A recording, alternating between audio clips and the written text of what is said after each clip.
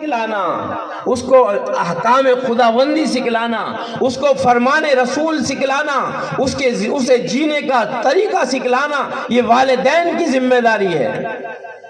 ہم نے کانوینٹ کے حوالے کر دیا، ہماری ذمہ داری ہم نے کانوینٹ کے حوالے کر دیا، وہ ہماری اولاد کو بددین بنا رہے ہیں، جو اللہ کے احکام پر حتیٰ کہ قرآن پر اعتراض کرنے والے بن گئے۔ اگر ہم نے ایسے ماحول میں اپنے بچوں کو ان دینی مکاتب سے نہیں جوڑا تو اللہ کی قسم آگے اس سے بھی برا دور آنے والا ہے۔ یہ اس کی محنت ہے، یہ ہمارے دین کی حفاظت کا ذریعہ ہے کہ ہم اپنے اولاد کو مکاتب سے جوڑیں۔ جیسے ہم دنیاوی تعلیم پر اپنی جان کو بھی خرچ کر رہے ہیں، اپنی مال کو بھی خرچ کر رہے ہیں، اسی طریقے پر ہم اس دینی تعلیم پر بھی اپنے جان کو بھی خرچ کریں، مال کو بھی خرچ کریں،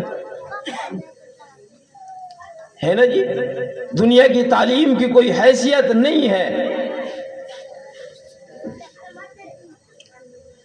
بیٹے کو ڈاکٹر بنایا، انجینئر بنایا، پرنسپل بنایا، وکیل بنا لیا، کیا جی؟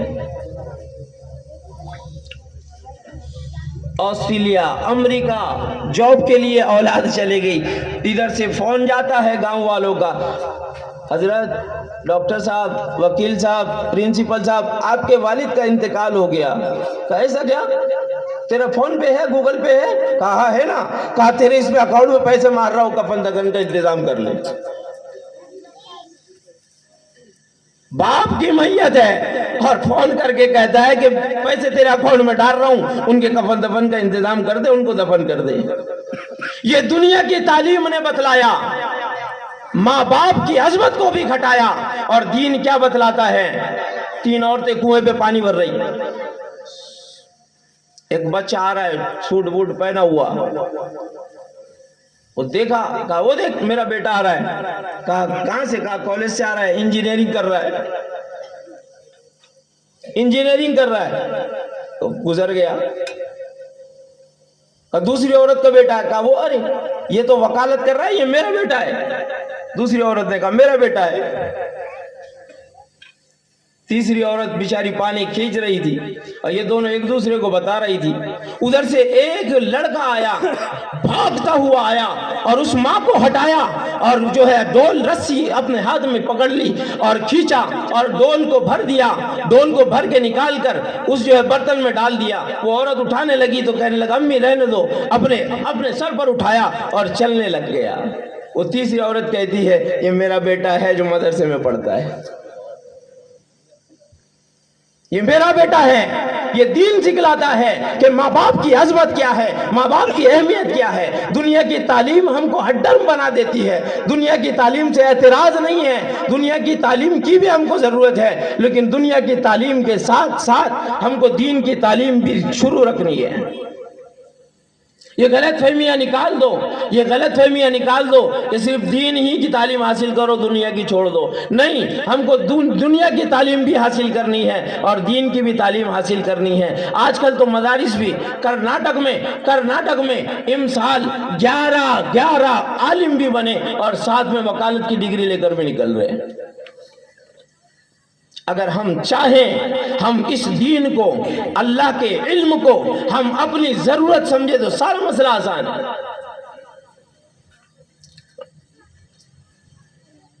لیکن جو فکریں کی جاتی ہے وہ وجود میں آتی ہے، جس کی فکر نہیں کی جاتی وہ خود بخود ختم ہو جاتی ہے۔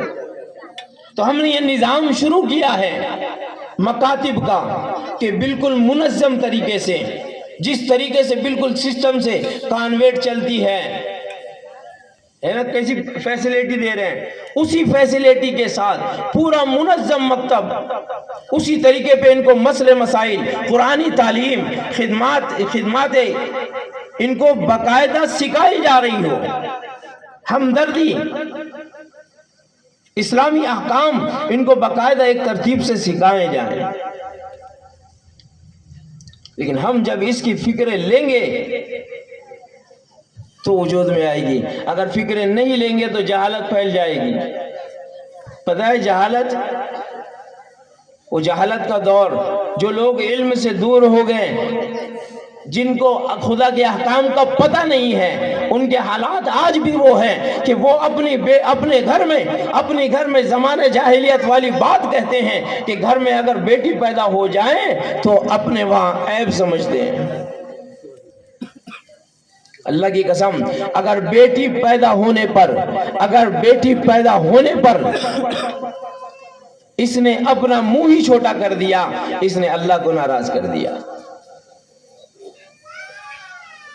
یہ تو زمانے جاہلیت والی بات ہے، یہ علم نہ ہونے کی وجہ سے۔ اگر اسے علم ہوتا تو پتہ ہوتا، میرے نبی نے فرمایا اگر کسی کو ایک بیٹی ہو وہ اس کی اچھی تربیت کرے اور پھر اس کا نکاح کرا دے، اس کی اچھے سے پرورش کر کے اس کا نکاح کرا دے، اللہ اس کو جنت میں داخل کرے گا۔